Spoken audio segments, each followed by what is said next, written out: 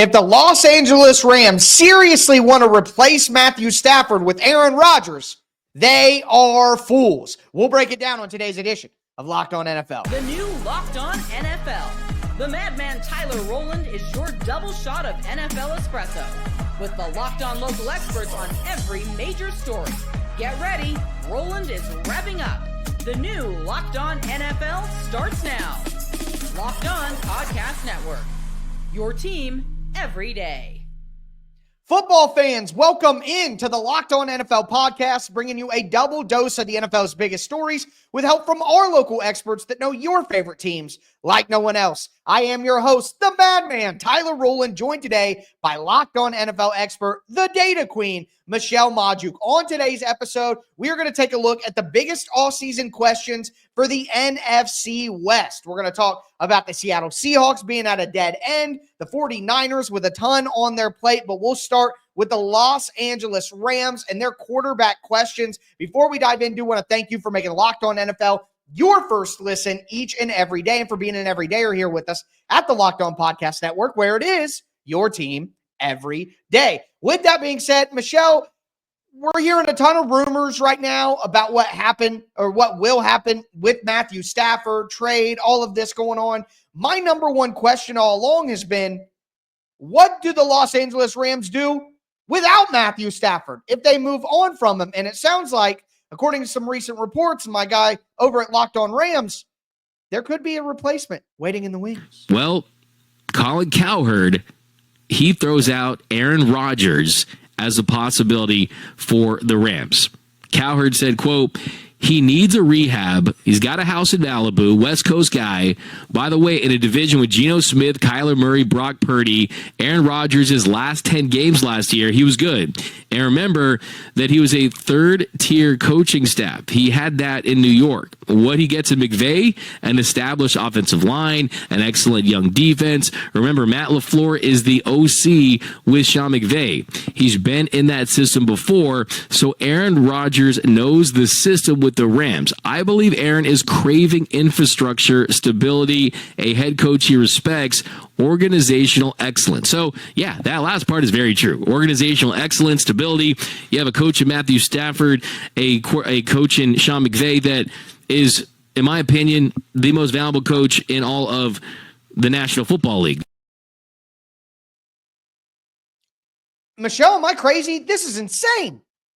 I feel like this is just Aaron Rodgers' camp, like trying to get his name out there. Like, please, someone be interested in me. I honestly don't think he's going to have any suitors. Like, he's going to have to get desperate here. He's going to have to wait for a big-time injury to happen where a team gets desperate. I don't think anyone wants Aaron Rodgers. You're getting a shadow of what he used to be, right? Mm-hmm. Just a smidge. He's not anywhere close to what he was just even a few years ago when he was MVP, back-to-back. And then you're still getting all of his drama and all of his issues and all of his, I don't even know, all of his weirdness that's happening right now with him. I don't think a team wants him. I think it's just their camp, like being like, ooh, the Rams might need a quarterback. Let's talk this up because this is a good position to be in.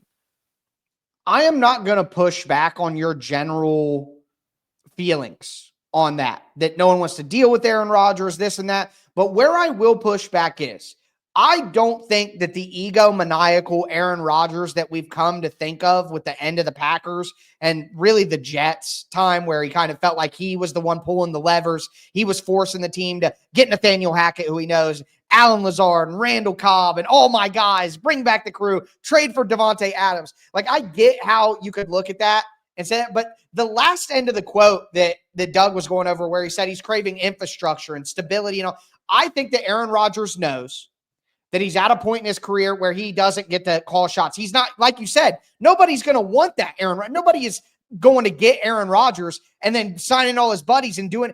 If he goes somewhere and he plays football this year, I think it'll be a totally different mindset. I continue to compare it to Thanos at the end of Infinity War. After he snapped half the universe out of existence, he kind of just sat down at his farm and looked over a grateful universe, is what he says. You know what I mean? I just feel like, and maybe this is naive of me, and you could say that for sure, and I wouldn't take offense, but I just think that we're not going to get the same Aaron Rodgers that we're used to seeing this year. There will be a different, more hands-off approach. Like, I just want to be one of the guys. I just want to play ball. I just want to compete and win some games in my final year. So I don't see the personality as much of an issue. Him being a 40-year-old who's probably a back 12 starting quarterback in the NFL is way more of an issue to me than the other stuff, because I think we'll see a toned down Rodgers in his final year.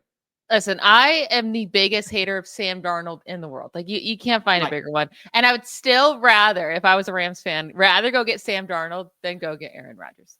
Aaron Rodgers is done. He's probably not going to show up for mini camp or whatever, because he's going to be on some drug tour or something that he's doing. He has to go do his shrooms. Different kind of drug testing. Yeah, that's more important for him. Like, there's drug tests all year round, during the season and out of season. I'm a Steelers fan, and there's rumors connecting Aaron Rodgers. Yes. I will not watch this. I mean, I have to, because I work for the NFL. Right. Root for the Steelers this year, but I will. Yeah. I just will not. It would be such a gross. I don't know. He's such a waste. He's a waste for any team to go sign right now. He's done. He should be retired. And I mean, with the Rams, well, Stafford's a better player. Stafford is clearly a better. And if you're trying to win right now, it makes no sense whatsoever to get rid of Matthew Stafford to replace him with Aaron Rodgers. That does not make sense for a win now team in the Los Angeles Rams. It doesn't. Now, also, we have to bring up, like, they're trying to trade away Cooper Kupp, which I understand. Like, he's definitely close to the end of his career, and get something for him if you can. But then, I mean, right now you're sitting with Puka Nacua and Jordan Whittington and Xavier Smith on your roster of guys that are not free agents this year. So they're going, whoever the quarterback is, which I do expect it to be Stafford, they're going to have to revamp the receivers for him, because it's not like they have an elite tight end either. So they need some other guys besides just Puka Nacua. Well, the final part of this conversation that I want to have with the Rams before we move on entirely is, if not Rodgers, let's entertain that they do trade Matthew Stafford. I personally think that we've heard, the Steelers as a possibility for Stafford, which I think makes some sense. The Giants, which I think makes less sense for Matthew Stafford, but I could also talk myself into the Giants. They have some pieces on the offensive line, even though it hasn't been great. Andrew Thomas is healthy. Like, I could understand that. If the Rams do move on for Matthew Stafford, if we take that as a reality, if you hate Aaron Rodgers, is it just Sam Darnold or bust, or is there another option that you think makes sense? They can go why is Stafford out, right? Like, why would they move on to Stafford just to go to Rodgers? Just don't want to give him multiple years of money. That's the only logical reason. If you wanted to go younger, then fine. But going older and getting worse, that doesn't make any sense to me. So yeah, I mean, I guess they're too far back in the draft to probably find a quarterback that's going to help them win this year, right? And that's their goal. Now, I don't necessarily think they have to win this year. They're young now. All of a sudden they went from old to young, especially on defense. Like, they have a lot of young defensive guys that look like they can be stars in this league. So you have time to grow. I think you do it one more year with Stafford. Maybe, if a quarterback does fall to you in the first or second that you think you can help develop, take a chance. Maybe you hit a Jalen Hurts or something like that, Right. And then draft again next year if you don't hit. But I think their whole goal right now should be finding their next quarterback after Stafford that can be with them for a long time. It's not just finding another 40-year-old quarterback in Aaron Rodgers. Aaron Rodgers is older and worse. Sam Darnold is worse and more expensive. It doesn't make any. That's why I don't believe Matthew Stafford will get traded, because it truly makes no sense for either side. But with that being said, we are going to talk about the 49ers, who have a lot of big decisions to make this offseason. Do want to let you guys know that today's episode is sponsored by Intuit TurboTax. Taxes was waiting and wondering and worrying if you were going to get any money back, and then waiting and wondering and worrying some more. Now Taxes is matching with a TurboTax expert who can do your taxes as soon as today. An expert who gives your taxes their undivided attention as they work on your return, while you get real-time updates on their progress so you can focus on your day. An expert who will find every deduction possible and file every form, every investment, everything with 100% accuracy. Also, you can get the most money back guaranteed. No waiting, no wondering, no worries. Now, this is taxes. Get an expert now at TurboTax.com. Only available with TurboTax Live full service, real-time updates only on the iOS mobile app. See guaranteed details at TurboTax.com/guarantees. All right, Michelle, let's continue our offseason preview of the NFC West.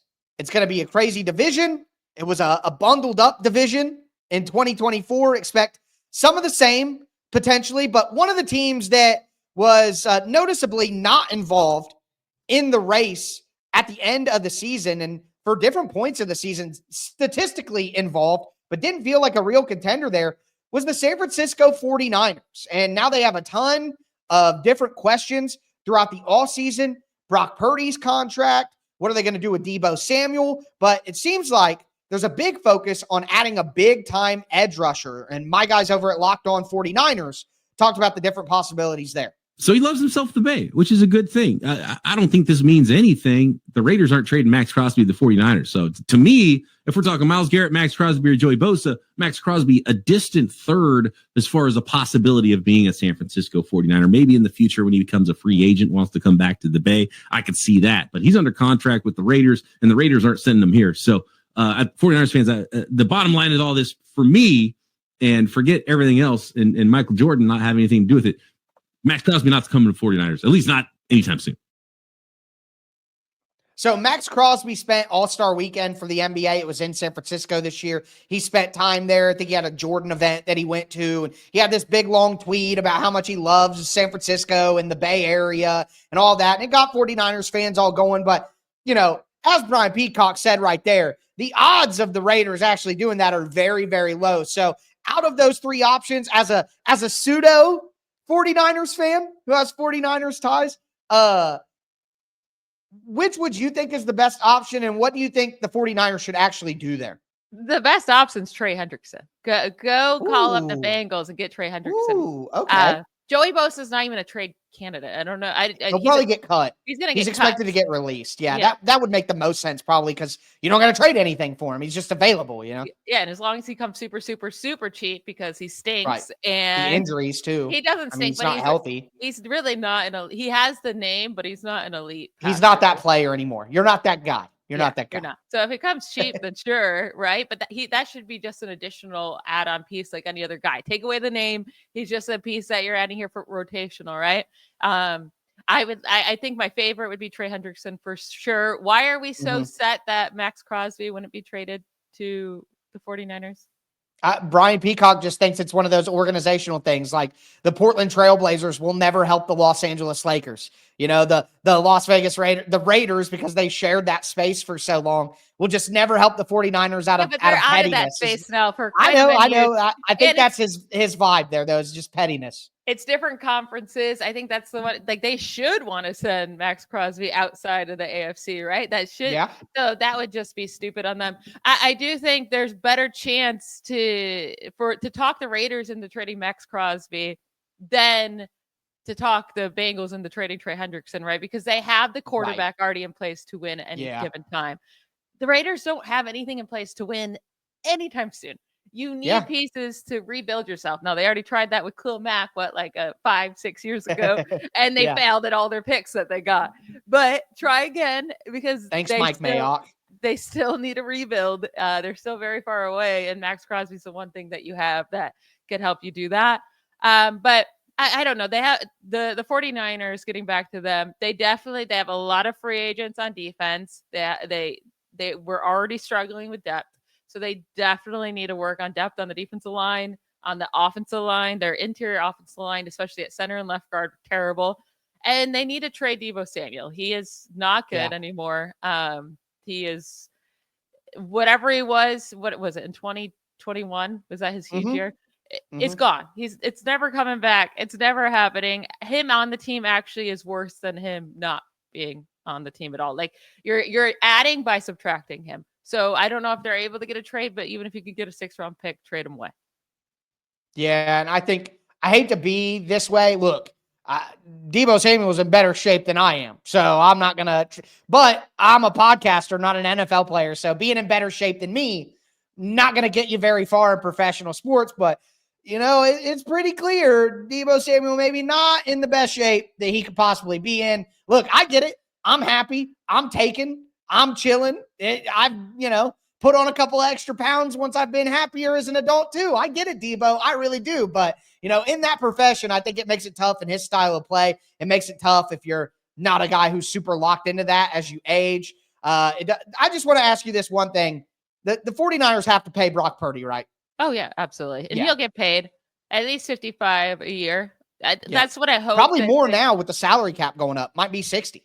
Yeah. I mean, Dak got the 60 last year, right at the end. So if he wants to match him, then maybe it's a 60, and I'm sure he will. But it all comes down to guarantees anyways, because that number doesn't really mean a whole lot. And also, details.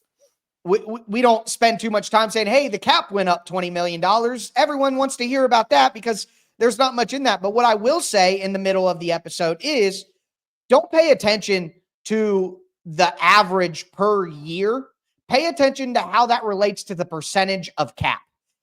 What percent of your cap space is spent on this guy? Look at it from that perspective, and the money numbers don't matter, whether it's $5 or $500 million that the quarterback gets paid. Look at what percentage of the cap space that player takes up, and that's their true value on their team and how you should look at it. But do want to move to the Arizona Cardinals, who aren't the only team in the division, obviously, that's looking for some edge rush help. And my guy, Alex Clancy from Locked On Cardinals, talked about the possibility of adding Myles Garrett. The Cardinals aren't in the best position to win a Super Bowl next year amid all the other teams who could afford Myles Garrett's services. Okay, I know that.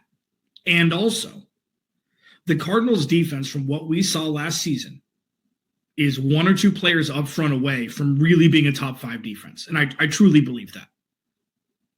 They're close. They're very close. And we'll see what happens with Kazir White. We'll see what happens when Darius Robinson comes back and when B.J. Ojulari comes back after being on the shelf for an ACL tear last year. Bilal Nichols, Justin Jones, everybody was injured up front. But the Cardinals should 100% look them up and see what it would cost.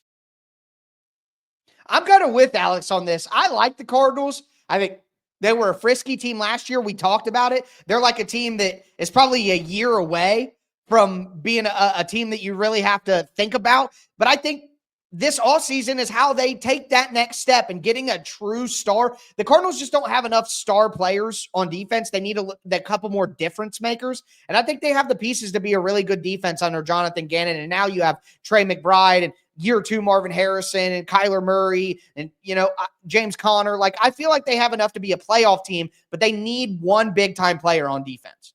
They definitely do. They need more stars. I was shocked by their defensive performance this past year. I thought it was going to be their pass rush was good. They were much better than anyone assumed. So, he's right. Like, they are close to being there. My question with Myles Garrett is, he wants out of Cleveland because he wants to win a Super Bowl. Would he sign a long-term contract with the Cardinals? I don't know. What's the difference between the Cardinals organization and the Browns? There's some right. I would rather play for the Cardinals too, but it's not that far off. The Cardinals haven't won anything. If the Cardinals went 3-14 next year, I don't think anybody would be absolutely shocked. We think that they could be a competitive team that pushes for the playoffs, but there would be no shock if Arizona took a nosedive. I don't know if I believe in Kyler Murray anyways. I was going to say, I'm more worried about this offense moving forward. And it's not so much Kyler Murray. I think he can be a good quarterback. It's that they kept Drew Petzing. This offense did not look easy in the slightest. Nothing about it was inspiring. It was such a roller coaster. I mean, one week you get 40 points from them. They could be clicking. And the next, they came and put 9 points up on the board. You drafted Marvin Harrison Jr., who we were all excited about. He looked like he was going to be an exceptional player right off the bat. And you couldn't even get him open to scheme him open at least because he struggled to separate, but scheme him open. You spent the number 4 overall pick on him. Yes. Figure out a way to get him open. The system can get you open, and they were not doing that for him whatsoever. So I think Drew Petzing will be fired during the season, but it's so annoying they're going to waste a half of a season on that. Yeah. I just don't get why they didn't move on from him during this offseason. I think sometimes loyalty can get you killed in these situations. Sometimes these coaches, they don't want to get rid of their guys. It's guys they trust. There is that militaristic quality where you can't turn on your brothers and, don't give up on people and stuff like that. But I agree with you. I think a lot of mistakes are made with coaches hanging on a little too long to people who that they believe in when they shouldn't. So that could be a big time thing to watch early in the season with the Cardinals offense, because they have enough talent to be good. They're going to add pieces on the offensive line, most likely, with some Paris Johnson really took a big step after having some injuries his rookie year. So I'm with you there. But with that being said, we got to get to the Seattle Seahawks, who were competing for the division and fell off at the end of the year.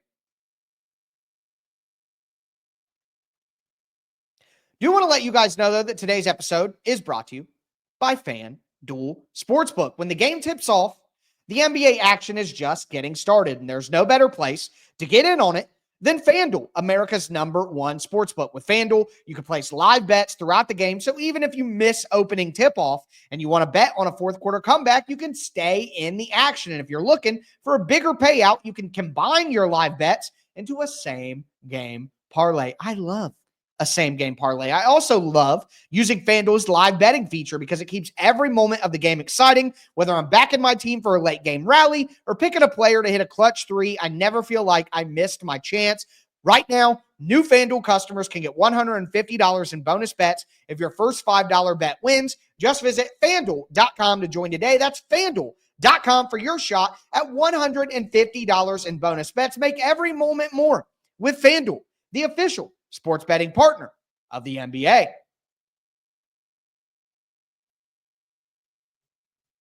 All right, Michelle, let's cap off today's edition of Locked On NFL. Looking at the NFC West, we talked about the Los Angeles Rams quarterback decision, talked about the San Francisco 49ers roster moves, talked about what to watch for with the Arizona Cardinals. Now I want to get into a team that personally, Michelle, I think is at a dead end in their life cycle, and it's the Seattle Seahawks. And what they do going forward is going to be very, very interesting. There are needs on the offensive line. I think they need to consider maybe a trade for DK Metcalf to restock things. They need more talent on the defensive side of the ball to go along with the great coaching that they have. But I will tell you, my guy Corbin Smith from Locked On Seahawks, he had a very interesting hot take, even that he called it a bold prediction of something that the Seahawks could do to help their team next year. I don't feel like this is a hot take, but there are a lot of Seahawks fans that when I posted this the other day were like, what are you talking about? And that's exactly the reaction I expected. So I'm going to kick this process off here. My offseason hot take. If Ashton Genty falls to pick number 18, John Schneider should sprint to the podium to make the selection. Look, I understand running back is like the least of Seattle's concerns right now with Ken Walker III, Zach Charbonnet. Neither one of those guys is Ashton Genty. We've seen what Saquon Barkley has done to the Philadelphia Eagles. Ashton Genty's that kind of a talent. If he fell in their lap at 18, I'm rushing up there to make that selection. So that's my offseason hot take.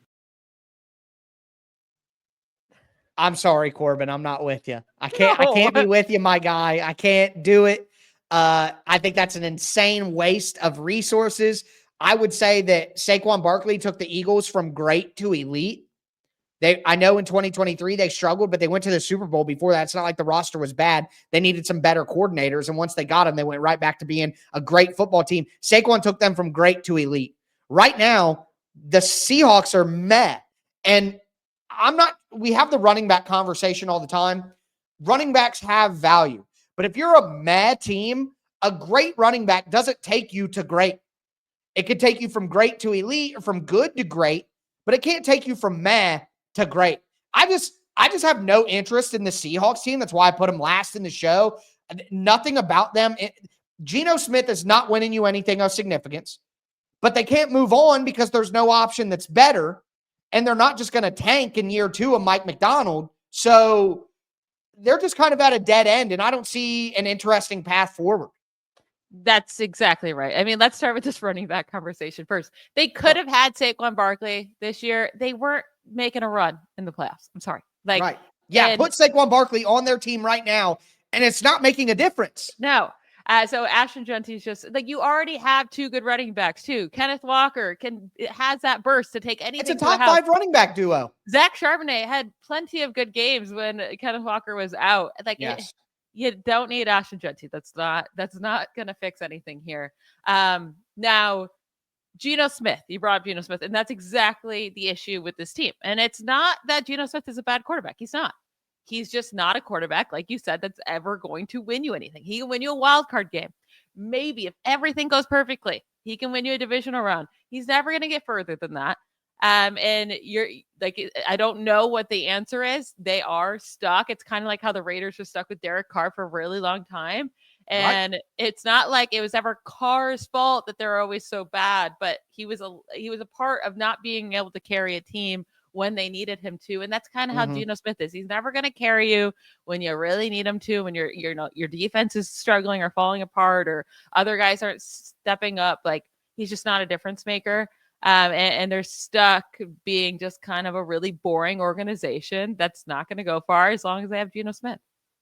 Yeah, they're going to have to do something drastic to fix that problem. But I think they're just going to kind of spin their wheels for one more season. And then at the end of this next season, there will be heavy cries to move on from Geno Smith. And that's when I think that it actually happens. But NFC West going to be interesting to watch going forward. That's going to do it for us today here on the Locked On NFL podcast. For me, your host, the Madman, Tyler Rowland, my co-host, the Data Queen, Michelle Maju. Thanks so much for tuning in. And as we always tell you, stay safe out there. Bye, y'all.